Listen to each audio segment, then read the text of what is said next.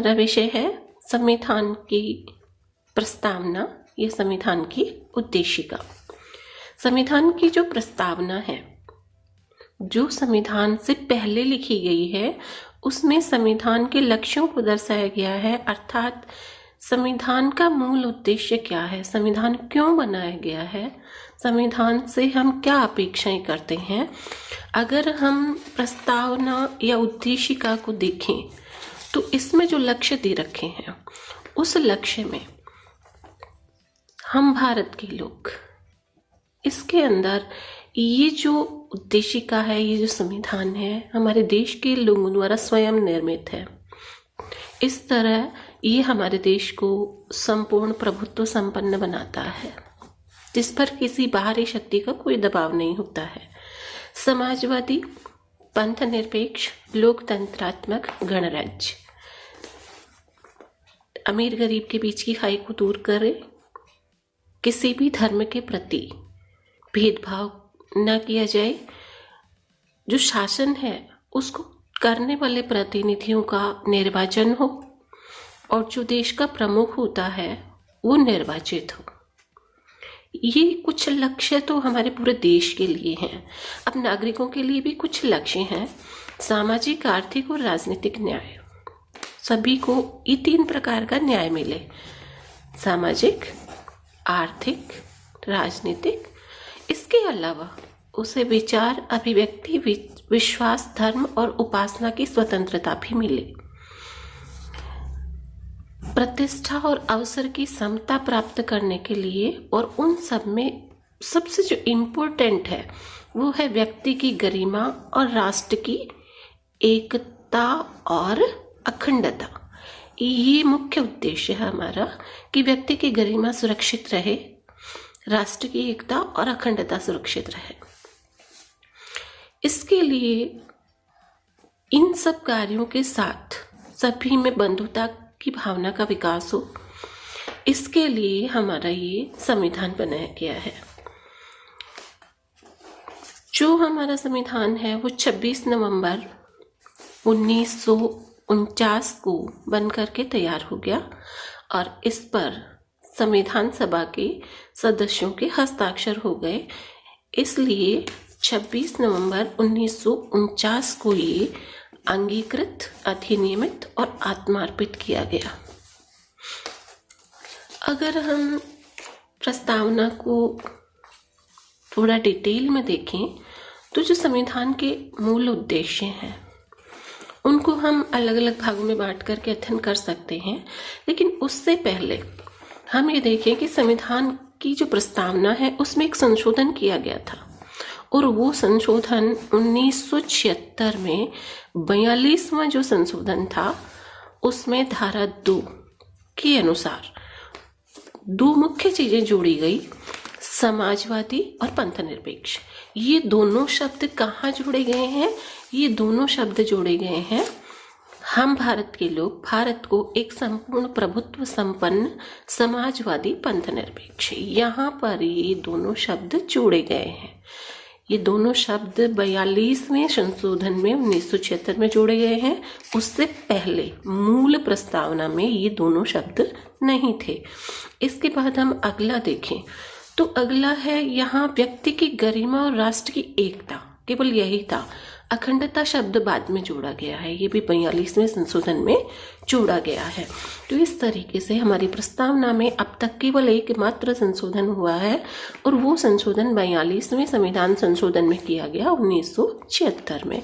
और 2 जगह मुख्य ये जो शब्द जोड़े गए हैं, समाजवादी, पंथ निरपेक्ष और राष्ट्र की एकता के साथ जोड़ा गया है अखंडता।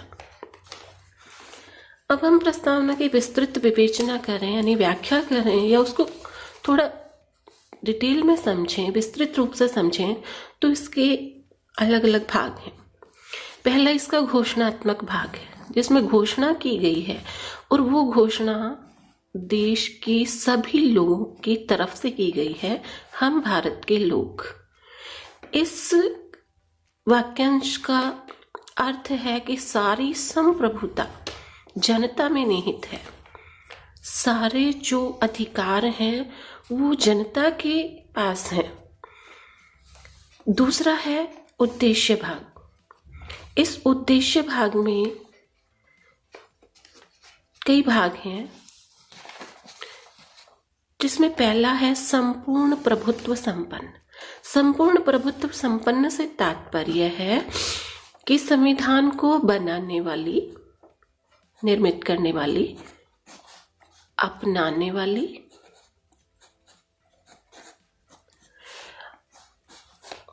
और सारे अधिकार जनता के हाथ में है। किसी भी दूसरी ताकत का कोई प्रभुत्व नहीं है, किसी भी बाहरी शक्ति का कोई दबाव नहीं है। हमारे देश की आंतरिक और बाह्य मामलों में हमारे देश की जनता ही सर्वोपरि है, हमारा संविधान ही सर्वोपरि है।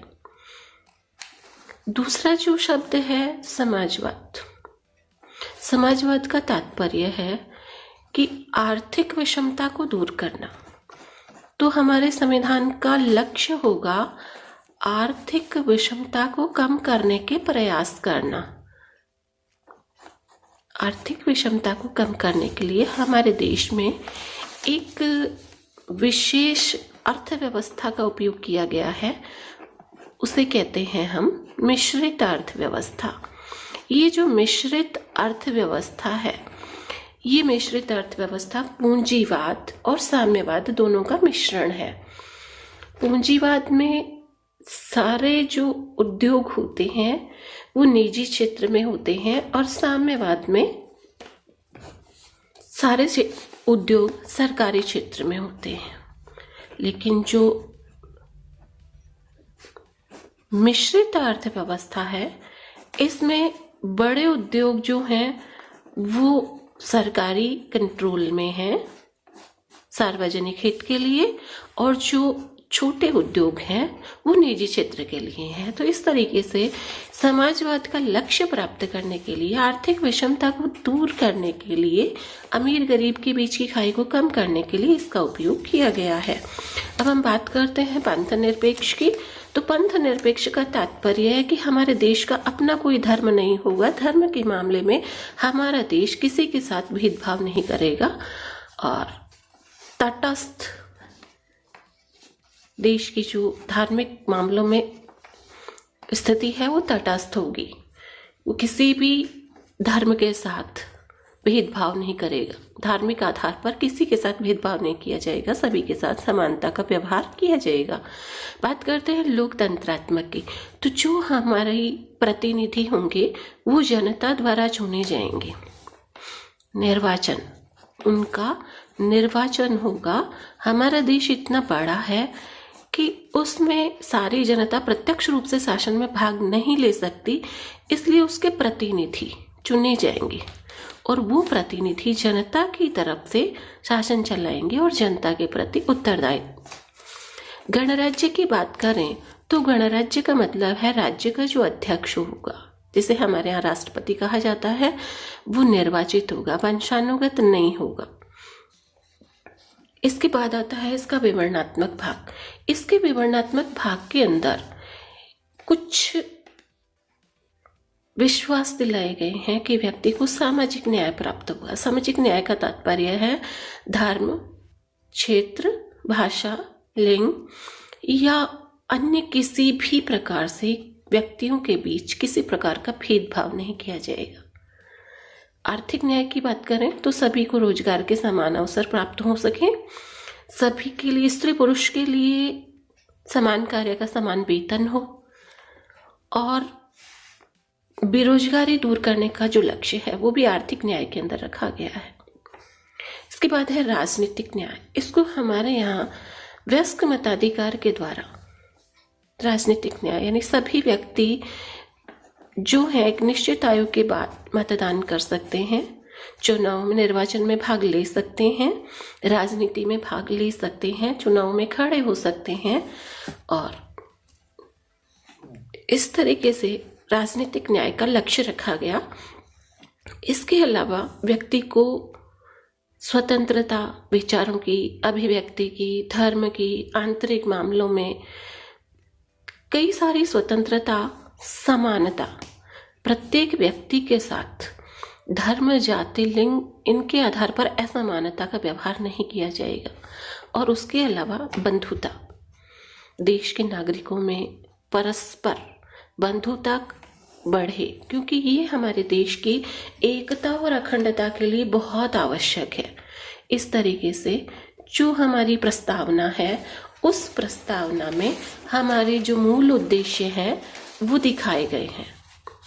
और ये जो प्रस्तावना है, इसका मुख्य उद्देश्य है देश की प्रभुत्व की रक्षा करना, समाजवादी, पंथ निरपेक्ष, लोकतंत्रात्मक गणराज्य बनाने के लिए सरकार को जो करना पड़े वो करना, नागरिकों को सामाजिक, आर्थिक और राजनीतिक न्याय, विचार, अभिव्यक्ति, विश्वास, धर्म और उपासना की स्वतंत्रता, प्रतिष्ठा और अवसर की समता, और व्यक्ति की गरिमा और राष्ट्र की एकता और अखंडता को सुनिश्चित करने वाली बंधुता बढ़ाने के लिए, इन सब कार्यों के लिए हमारे संविधान का निर्माण किया गया है।